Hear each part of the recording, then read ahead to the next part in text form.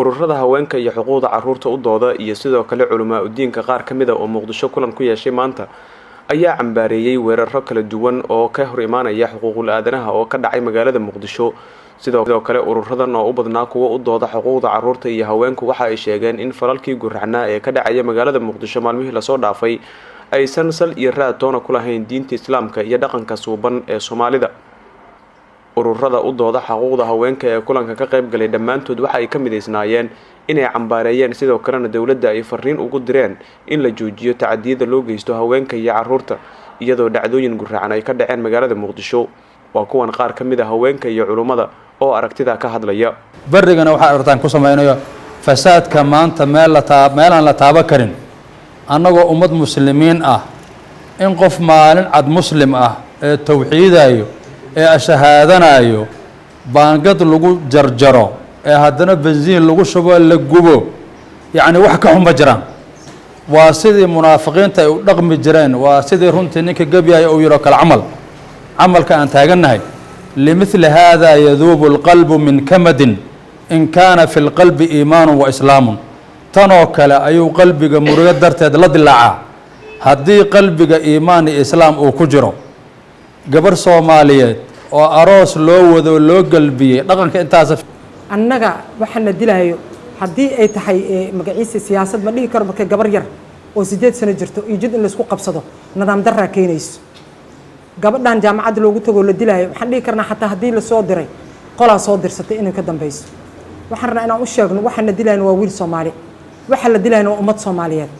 inuu bal horta gadaal u naxo u isiraado bal hooyna waa ku dhashay, gabarna waa kula dhalatay, wiilna waa kula dhashay. maanta amni darradan adiga waa ku qabsanaysaa oo horta taas inaga siyaasadna shacabka laga saaro. waxaan la leeyahay siyaasadda iyo dadkan la ataagayo qof hadduu cilmigiisa meel ku tago wax hadduu ku tago aqligiisa haddii jago aad ka rabtid jagada ilaahay ha baxsho, bini aadan ma bixiyo. marka maanta waxaan isugu nidxitaa taas waa tan aad iyo aad u sarreyso. gabdho walaalayn waa iga dambeyn doonaan, laakiin midda aan leeyahay waxay tahay inaan aad iyo aad uga xunnahay in Muqdisho maanta la rabo dadkii soo noqday iyo quruxda loo dhisay in dib looga noqdo. Muqdisho horena waa u joognay, maantana waa joogaynaa. waa meesha qabrigeena ka qodan yahay, ilaahayna aan ka baran inaan ku dhimanno. waa joogaynaa, laakiin waxaad ogaataan nabadgelyaradan aan u jeedno la asaasayo waxbana ma argagixinayso. waxaa jirto ka badan aan soo marnay, tu madaafiican loo aabeelinaan soo marnay, tu waxaan soo marnay qabiilo loo kala taagan yahay. tan waxaan u maleynaa meesha ugu dhaweed oo qaban karna waa sidaas daraadeed waxaan codsanaa waxay tahay in dadka Soomaaliyeed ay isu yimaadaan inay tashtaan. xamar waa caasimad ummadoo dhan wada degan, laakiin dhibka wuxuu gooni u yahay waxay tahay dadka deganaa ee ilmahoodii ku dhasheen oo ilmahooda jaamacadaha ku aadayaan oo ilmahooda ay ku aadayaan magaciisiga. marka waxaan rabnaa waxay tahay inaana marna ogolaanin. waxaan ka hadlaynaa waxay tiraahdaa Soomaalidu laba nin oo dhaxal ku diriraysa haddaad u timaado maxaad isku tihiin lama yiraahdaa leeyahay. Soomaali haddaan nahay waxaan ka wada hadlaynaa nafta iyo nolosha iyo danta. mar haddii danta laga wada hadlayana hadda waxay ila tahay haddaan danteeda ka baqno oo qof uga gambano mushkiladeeda ay leedahay. waxaan u hadlaynaa waxaan nahay hooyooyinkii magaaladan joogay dalkan loo maxay ku haray dadkooda inay la noolaadaan oo taageeraan wixii tabartooda wadaadadii waa joogaan.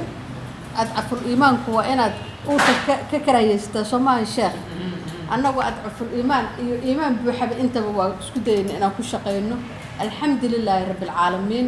nidaam iyo dawladnimo baa wixii ka dambeeyay 2000 arta ka soo dhismay in lagu dhex shaqeeyay ahayd.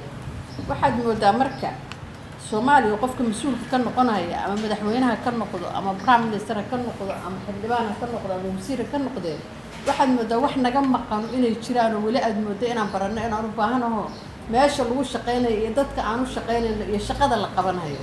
waa leeyahay madaxweyne, waan nahay prime minister, waan nahay xildhibaan, waan nahay wasiir, waan nahay shacab. maxaan u nahay? waxaan u nahay dal burburay, waxaan u nahay dad baaba'ay, waxaan u nahay nidaam tegay. waxaa la rabaa marka si wada jira in loo soo celiyo oo laga bilaabo madaxweynaha iyo qofka shacabka ah aan isku xiranno oo dalka laga saaro. dalka laga badaasna hortaagan hadday doonidu ku fariisato sidii looga saari lahaa oo qofkii dubaha keeni lahaa oo qofkii injineerka u yeero qofkii korontada taaban lahaa ayaa la rabaaye haddaan anigu idhaahdo caasho shaacuur baan si fiican u wadin sahra baasiinka ka dhuftay oo maanta oo dhan anagu aan ishaysano laga bixi maayo meeshii la rabay lama gaarayo waxaa caado laga dhigay marka in meeshii ummadda inta loo bandhigo waxaa jira hawsha la wada qabto dhibka laga bixiyo xukuumadda iyo baarlamaanka iyo dhexdoodii in maxay dhibaatadiiba ay soo dhaafi weydo waxaan u baahanahay marka madaxweynuhu kaligiisa nabad ma keeni karo prime ministerku ma keeni karo golaha wasiiradu ma keeni karaan xildhibaanadu ma keeni karaan shacabku ma keeni karo annagoo iskaashanaa keeni karno annagoo shacabka ah waa inaan ku tashanaa inaan dalkayaga wax ka qabanno oo dhibaatadu meesha ka jirta baan xoog ka saarno haddii aanan saarin weligeed dhibaan saaraha dhibkaana waa dhib cusub hadda yimid waana naqaan kooxahaasuna ma aha kooxaha loo maleeyaa waa ciyaalo suuq beledka muqdisho ku nool oo ilaahay xaaladooda ogyahay kuwaas in la soo qabto oo intay qofka qof guba in la gubo qofka qof dila in la dilo kii la qabto soo xiran u ogeyn asoo suuqa maraha la arkaa yaa soo daaya waa yaabay waa mushkilo kale maxaa loo soo dayaa qof uba dilay maxaa loo soo dayaa qof uba gubay sharciga saanku xoqba soo qof ma gubin asnaha la gubo soo qof ma dilin asnaha la dilo ilmaha yarka oo saqiirka ah oo bari magaydada ah